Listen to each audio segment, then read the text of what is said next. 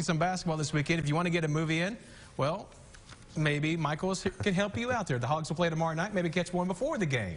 Yes. So we got two movies. You have The Lost City and Deepwater.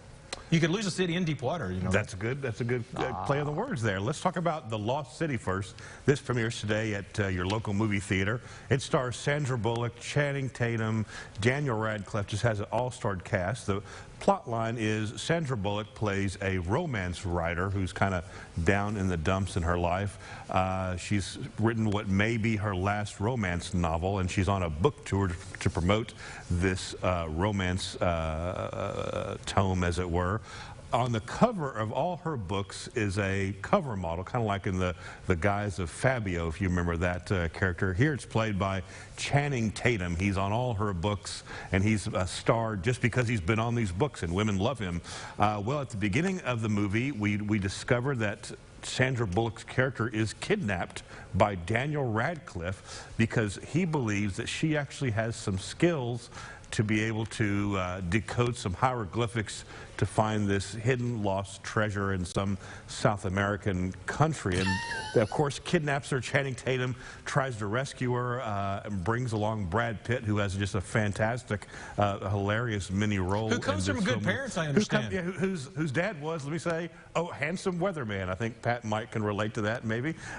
So all the while they're in this jungle trying to find this lost treasure, trying to keep away from Daniel Radcliffe and all his goons.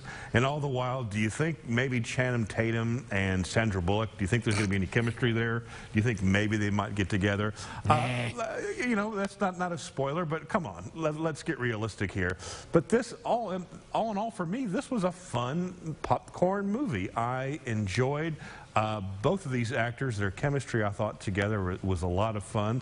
Both of them just kind of, as actors, they're not afraid to go for it. They're not afraid to look ridiculous at times, and they take you on this kind of fun, silly joyride through the jungle, trying to stay alive, you know, not fall over cliffs, you know, not drown in water, you name it. But you're along for the ride because they're hilarious. They play well together.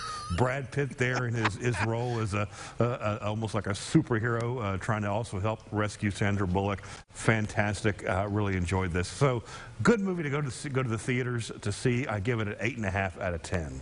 It's a good one. Good one. Fun to watch. They are funny. Yeah. A lot of laughing in it. A lot of laughs.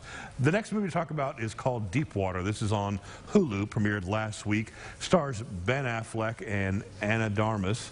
They are a married couple with a very dysfunctional and weird marriage. The bottom line is, in this movie, Ben Affleck's wife, Anna, she just has multiple affairs all throughout the movie. He knows it, he sees it, all their friends sees it, but nobody, he just sort of deals with it. And it's the movie never makes it quite clear why Ben Affleck, who in this movie, of course, he looks like Ben Affleck, so it's not like he can't get another date or get married again or whatever, but he's a wealthy man. Why does he put up with this? Why does he allow, even the boyfriends will come over for dinner? Why does he allow this? But then the movie, there's something about the movie else that's in it, is that all of her boyfriends start mysteriously disappearing. And the movie, you know, kind of talks about what happens to all these boyfriends of his wife. There's a lot of weirdness to this flick, like Ben Affleck's character, in addition to just putting up with his wife's extramarital affairs, he has snails. He grows snails, and it's never really like escargot, or no, just grows them in a little workroom. Okay. Never fully. He's eccentric. Okay, we got it. I guess just to make him weird, but the plot is plotting. It's a very contrived movie. There's a lot of just things that are not fully explained. The director of this film did movies such as 9.5 Weeks, I think Indecent Proposal maybe, and some other kind of 80s erotic thrillers. But here, it just clearly lost its touch because this movie is a mess, not very interesting. I have to give this a 5 out of 10. Unless you're just a big fan of Ben Affleck or want to watch something while you're maybe cleaning the house, I don't really recommend this movie. 5 out of 10. So if minus the snails, could it have been a 7? Actually, the snails gave it. It would have been a 4 without the wow, snails. Snails The helped. plot was like the snails, very slow and plodding. Yes, and slimy and slimy, messy. Exactly. Oh, okay, I got you.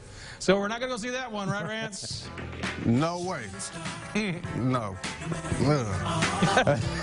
Yeah, I got a request for some Earth, Wind, and Fire.